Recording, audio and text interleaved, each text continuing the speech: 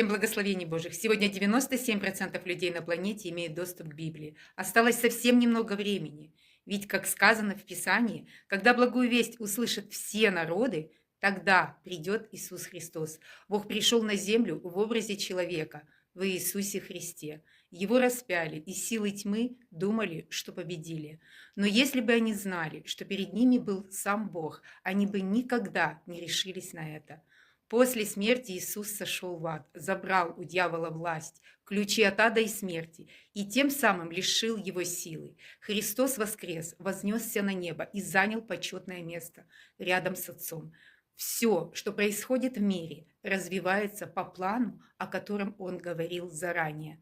Он победил все зло, открыл путь к спасению и жизни вечной. Каждый, кто верит в Него, может обрести прощение, бессмертную душу и вечную жизнь с Богом.